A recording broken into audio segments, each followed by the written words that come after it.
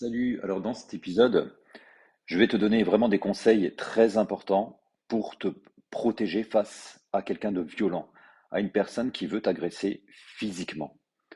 Alors, tu sais que dans un des épisodes précédents, je t'avais parlé des codes de vigilance de Jeff Cooper. Alors, pour faire un petit récapitulatif, hein, très vite, pour que tu puisses comprendre un peu mieux le concept. Donc, je t'avais parlé de code blanc. Le code blanc, c'est lorsque tu es chez toi en toute sécurité, tu as ta porte qui est fermée, tu es avec des proches, que ce soit ta famille, ton copain, ta copine, ta femme ou ton mari, tu es en sécurité, tu te sens bien, tu es totalement relâché, hein. Là, il y a zéro vigilance, tu es bien, tu es zen. Ou tu peux être dans ta famille, ça peut être exactement le même contexte. Ou alors chez des personnes, des amis vraiment proches, tu es à l'intérieur de chez eux, il n'y a pas de risque. Maintenant, on rentre dans le code jaune. Le code jaune, c'est là où tu vas être à l'extérieur. Tu vas te retrouver avec des personnes que tu ne connais pas, des inconnus. Tu vois très bien que lorsque tu te promènes dans la rue, eh bien, il y a des personnes que tu ne connais pas. Là, c'est ce qu'on appelle un petit peu le code jaune. Donc, ton niveau de vigilance va augmenter. Le code orange, c'est l'étape suivante. Et là, c'est que lorsque, par exemple, tu te promènes dans une rue, tu as vu au coin de la rue, au coin de la rue, un petit groupe d'individus un peu suspects, où tu sens que, tiens, il m'inspire pas confiance. À ce moment-là, bah, tu te dis, qu'est-ce que tu peux te dire? Tu changes de trottoir, tu changes de rue, ou bien tout simplement, là, tu commences à ranger ton téléphone portable, tu commences à cacher un petit peu ton argent, tu relèves les mains, tu enlèves tes écouteurs. Là, tu commences à augmenter ton niveau de vigilance. Là, tu augmentes ton attention. Ça, c'est le code orange. Tu sens qu'il y a quelqu'un qui n'est pas net, peut-être en face de toi, ça arrive souvent, hein. Il y a des personnes qui ont une démarche un peu particulière, un petit peu bizarre, un regard un peu vide, ou un comportement, il tourne la tête de gauche à droite, ou quelqu'un de très nerveux, ou quelqu'un qui pousse des cris. Eh bien, évidemment, là, tu augmentes réellement ton niveau de vigilance. Ensuite, tu as le code rouge. Le code rouge, qu'est-ce que c'est? Ben, le code rouge, comme je te l'avais dit précédemment, hein, le code rouge, c'est là où il va falloir que tu agisses urgemment, rapidement. C'est par exemple s'il y a quelqu'un qui vient, qui est en face de toi, que tu ne connais pas, hein, et il rentre dans ta sphère intime, d'accord? Donc c'est à peu près une distance inférieure au bras, et il commence à te parler fortement, à te demander des choses, par exemple, est-ce que tu as de l'argent? Est-ce que donne-moi ton portefeuille? Il commence à te menacer, hein, à t'agresser verbalement, hein. Là, c'est vraiment l'altercation verbale, voire pire, physique. Donc là, c'est le code rouge. Pour faire ça, un code rouge, alerte maximale, donc vigilance hyper élevée, et il faut que tu réagisses urgemment, urgemment. Car si tu ne le fais pas, risque de gros dégâts pour ta personne. Tu es en danger. Et il y a une autre couleur, donc c'est le code noir, hein. Le code noir, c'est ce qu'il y a également. Je souhaite à personne de vivre ça, hein. C'est par exemple lorsque tu es dans un spectacle, hein, une attaque terroriste survient comme ça, de façon subite, ou tu es dans un marché, il y a quelqu'un qui tire dans le tas avec une arme. Ou bien tu es sur un parc, tu es assis sur un banc, tu écoutes de la musique, tu es dans ta petite bulle, et puis il y a quelqu'un qui commence à sortir le couteau, commence à agresser des gens, et puis il veut te faire du mal. Donc là, tu passes d'une pulsation cardiaque de 60 à 70 voire 80 pulsations minutes, plutôt tranquille, plutôt calme. Et là, tout de suite, tu montes à 160 minimum pulsations minutes. Donc tu es en zone de stress, en zone de panique. Ça, c'est le code noir. Donc tu comprends bien que chez toi, tu peux te relâcher totalement. Et lorsque tu es à l'extérieur, il faut quand même que tu sois attentif. Donc, il faut faire attention un petit peu à ton environnement. C'est très, très important. Non pas de devenir parano, mais déjà essayer de prendre de bonnes habitudes. Maintenant, prenons l'exemple. Pour faire simple, voilà, tu fais tes courses dans un magasin, tu te retrouves en caisse. Donc, tu n'es pas loin du tapis, hein, pour poser tes affaires, tes articles de course. Et il y a une personne derrière toi, elle te bouscule, elle passe devant toi. Donc, la réaction que tu auras, qui est tout à fait normale, tu vas dire, écoutez, monsieur, là, vous venez de me pousser, vous venez de passer devant moi, c'est pas très respectueux, merci d'attendre et de patienter à votre tour. Malheureusement, cette personne n'en a rien à faire de tes commentaires, d'accord? Et elle va s'approcher vers toi d'un ton menaçant, serre le poing, et là, tu sens qu'il y a risque d'agression. Donc toi, tu vas dire, monsieur, calmez-vous, ça sert à rien de s'énerver, et tu sens que la personne, elle va t'en envoyer une. C'est-à-dire que cette personne-là va vouloir t'agresser. Donc, dans cette situation-là, pour prévenir ce type d'agression, alors à savoir quand même, hein, au niveau des agressions, Si quelqu'un veut te frapper à main nue, il faut savoir que tu as toutes les chances de te prendre un crochet du droit. Pourquoi le fameux crochet du droit, ce qu'on appelle plus communément la patate de forain? Pour la simple et bonne raison que les mouvements amples, d'accord, comme le crochet du droit, d'accord, donc ça va venir sur ta joue gauche, en général, sur la face gauche de ton visage, c'est que la personne veut vraiment te faire du mal, veut vraiment mettre et effectuer le maximum de dégâts sur ta personne. Pourquoi le crochet du droit aussi, c'est que comme la population, il y a beaucoup plus de droitiers, il y a à peu près 80% de droitiers, donc on revient un petit peu sur la loi de Pareto, la loi des 20-80, où tu auras à peu près 80% de chances d'avoir le premier coup sur le côté droit. Ça, c'était pour vraiment une information. Revenons au cas d'altercation verbale, puis peut-être physique, sur ce fameux magasin, t'es en passage en caisse. La personne se montre agressif. Ce qu'il faut vraiment que tu prennes conscience de ça, c'est d'utiliser la proxémie. La proxémie, qu'est-ce que c'est? La proxémie, c'est assez simple, ça peut paraître un petit peu un nom savant, un nom barbare. La proxémie, ça veut dire la distance entre les personnes. D'accord? Donc, dans notre quotidien, il y a plusieurs zones. La zone intime, si tu veux, la zone intime, c'est la zone entre 0 cm et 45 cm, pour faire simple. Donc, c'est la zone que tu utilises en général avec ton copain, ta copine, ton mari, ta femme, ou bien encore avec des membres de ta famille, vraiment des personnes qui sont très proches. D'accord? On voit mal des personnes justement se tenir à 30 cm d'une personne que l'on ne connaît pas. Ça paraît vraiment bizarre. D'accord? Donc, ça, c'est vraiment la zone intime. Ensuite, tu as la zone un petit peu de sécurité, entre 45 cm et 1,20 m. Donc, ça, c'est à peu près la distance classique, où tu peux te retrouver avec des collègues, avec des amis, avec des personnes que tu connais en général, hein. Par exemple, tu es dans un club de sport, tu discutes avec des copains, des copines. Donc, voilà, c'est une distance avec des personnes que tu connais bien, que tu te sens en sécurité. Après, tu as la zone, ce qu'on appelle la zone sociale qui est au-delà de 1,20 m jusqu'à 3,70 m.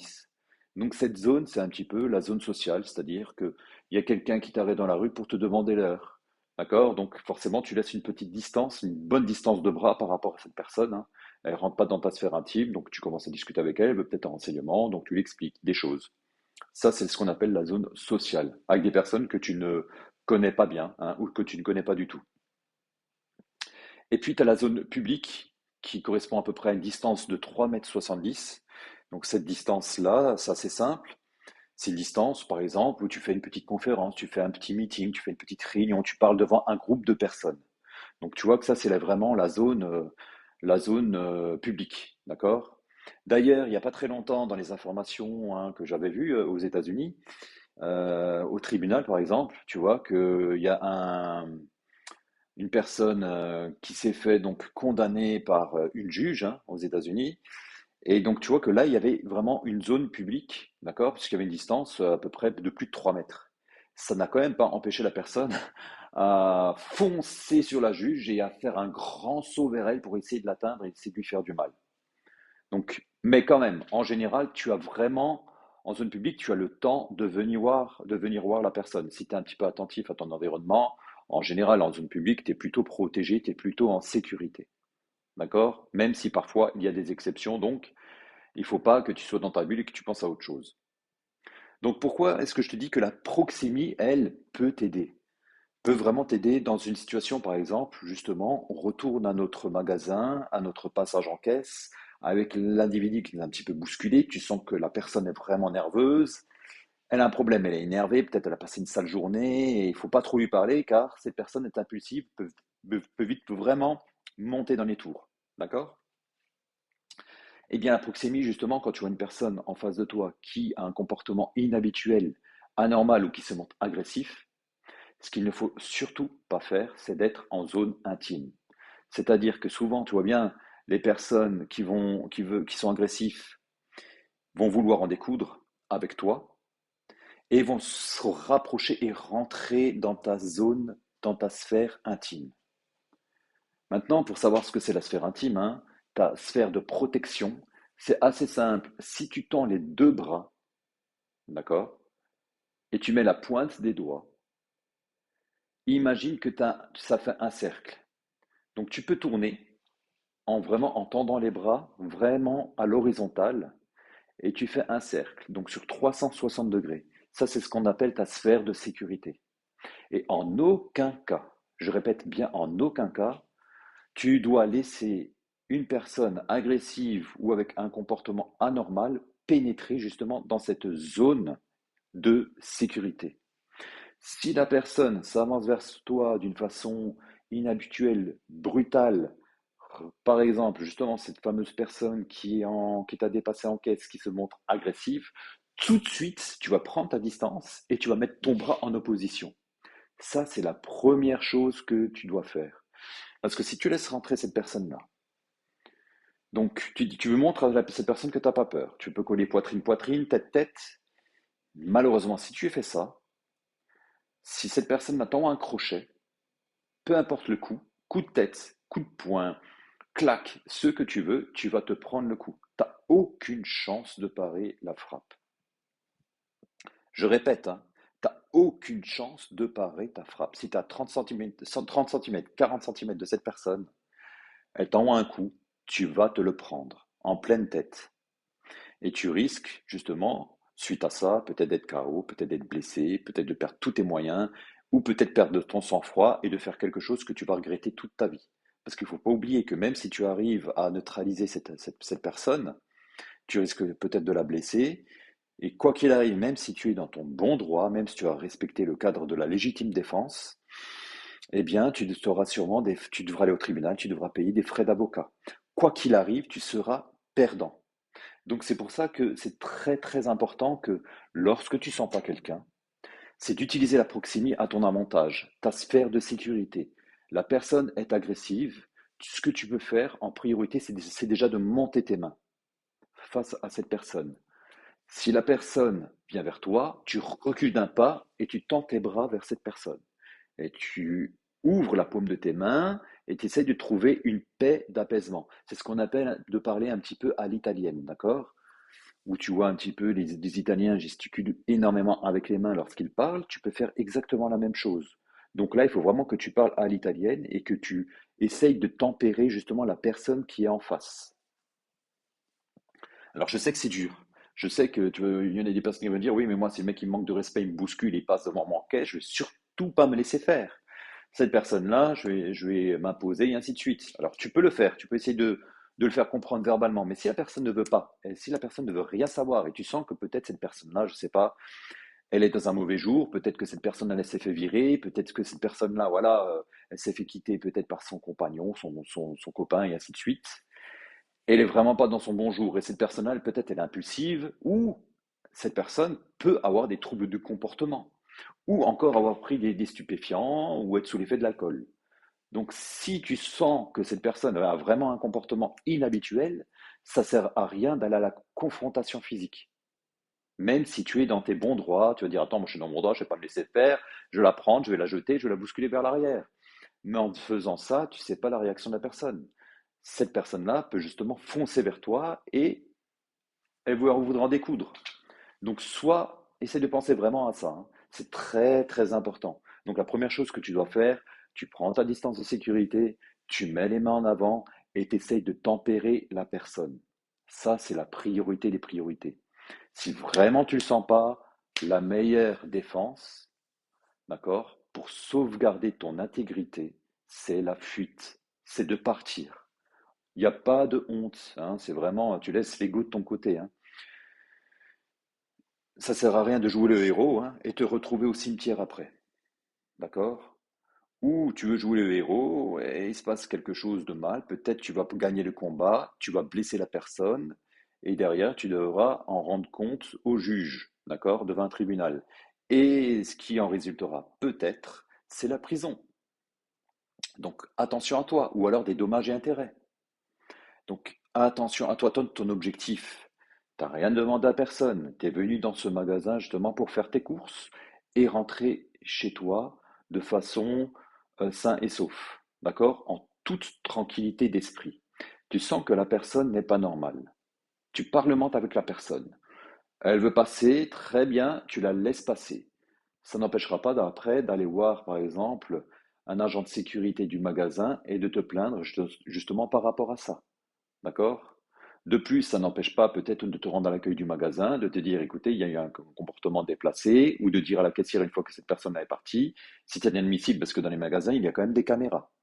D'accord? Donc si la personne te bouscule de façon violente, rien ne t'empêche derrière de bien identifier la personne, la corpulence, la taille de la personne, la couleur des cheveux, la couleur des yeux, d'accord? La couleur évidemment de la peau, hein. Attention, on n'est pas ici dans le racisme, hein, loin de là. Mais d'avoir à peu près une physionomie de la personne qui pourra donner des indices, justement, et des détails à la police. Peut-être que cette personne-là est fichée au niveau de la police. Peut-être que c'est un grand chauve, un grand blanc chauve, costaud. Donc lui, tu dis, écoutez, monsieur, voilà, il y a un chauve qui m'a poussé violemment. Évidemment, j'ai rien contre les chauves, hein, attention. Ou un grand chevelu avec des cheveux longs. Il avait les cheveux longs, il était chauve, il était grand, il était petit, il avait les yeux bleus, les yeux verts, les yeux bruns. Il était blanc de peau, jaune de peau, vert de peau, ce que tu veux, rouge de peau, et ainsi de suite. Il avait un jogging, il avait un pantalon, il avait une chemise à fleurs. Il avait des tongs, des claquettes, des bottes rouges. Essaye de donner tous les éléments possibles à la police pour justement que eux ils ont vraiment le plus d'éléments pour par la suite essayer de d'appréhender cette personne. D'accord? Ça c'est très important. C'est très très important. Là, je ne vais pas rentrer dans les différents blocages, dans les différents ripostes que tu peux effectuer si la personne réellement elle t'agresse. Ça, on verra ça dans un autre épisode. Mais ça, c'est quand même important d'utiliser la proxémie, hein, c'est-à-dire la distance entre les personnes à ton avantage. Toujours prendre une distance de sécurité et lever les mains. Donc lever les mains, c'est au-dessus de la ligne des coudes. Essayez de mettre les bras en avant. Ouvre la paume des mains. En aucun cas, tu vas te mettre en garde et serrer les poings. Si tu fais ça, tu vas provoquer la personne qui est en face de toi. Toujours dans l'apaisement. Toujours dans l'apaisement. Monte tes mains, apaisement. Et prends ta distance. Recule d'un pas s'il faut. Calmez-vous, monsieur. Calmez-vous. Je vous comprends. Vous avez peut-être passé une mauvaise journée. Ça ne sert à rien de s'énerver. C'est bon. Passez. Après, si la personne, elle commence à ronchonner, même à lancer des insultes, rien n'empêche par la suite de faire un dépôt de plainte. Mais au moins, tu vas pouvoir rentrer chez toi sain et sauf, sans problème. Ça sert à rien de jouer le Rambo et puis de commencer à en venir aux mains, à le pousser, à lui mettre une gifle, à lui mettre un coup de poing. Là, tu seras totalement en tort et tu devras en rendre compte derrière à la justice. Au pire, si cette personne-là commence à sortir une lame, elle te coupe, t'imagines les conséquences. Je pense que tu as vite compris. Donc c'est important quand même justement d'utiliser ta sphère de sécurité, notamment si tu es à l'extérieur. Pareil, hein, lorsque tu roules en voiture, si quelqu'un te fait une queue de poisson sur la route, tu vas faire un geste et la personne en face de toi, elle va s'arrêter, la voiture va s'arrêter, elle va descendre de la bagnole. En aucun cas, tu vas descendre de la voiture. En aucun cas, tu vas descendre de la voiture. Du moment que tu descends de la voiture, risque d'altercation physique. Attention. Tu peux toujours essayer d'avoir un petit peu ce qu'on appelle, comme en PNL, un petit peu les ruptures de pattern. Essayer justement, si vraiment tu sors de la voiture parce que tu sais que tu as tes enfants qui sont à l'intérieur et que tu les sens en danger, grand danger, rien n'empêche justement d'essayer de parlementer avec la personne. Ouais, excusez-moi, c'est vrai que je vous comprends. Moi, si j'étais vous aussi, je peux comprendre. Voilà, vous avez sûrement passé une sale journée, vous m'avez dépassé. C'est vrai que bon, voilà. Moi, j'ai vécu ça également de la même façon, hein. Ça m'arrive aussi. Je vous comprends tout à fait, monsieur. Honnêtement, moi, des fois, je le fais souvent aussi. Mais écoutez, moi, je vous comprends. La vie, elle est dure de nos jours. Peut-être vous avez perdu votre boulot, vous êtes peut-être embrouillé. Je vous comprends. Donc, tu peux poser des questions à la personne. Ouais, le mec, il dit, ne me cassez pas les bonbons. J'en ai marre. J'ai passé une sale journée. Vous n'allez pas m'énerver, vous. À ce moment-là, tu dis, oui, bah, je peux comprendre. Moi aussi, hier, j'ai passé une sale journée. Je peux comprendre tout à fait. Vous avez bien raison. Des fois, il faut lâcher la colère. Vous avez bien raison. Moi, je vous comprends. Vous avez totalement raison. Je suis d'accord avec vous. Et en parlant de cette façon-là, eh bien, peut-être que toi, la personne qui sera en face de toi, eh bien, elle va se calmer. Elle va reprendre ses esprits. D'accord? Voilà. Écoute, j'en ai fini justement pour cet épisode. Donc, n'hésite pas à me laisser des commentaires si ça te plaît, hein. Et puis, je te donne rendez-vous très bientôt pour le prochain podcast. Salut.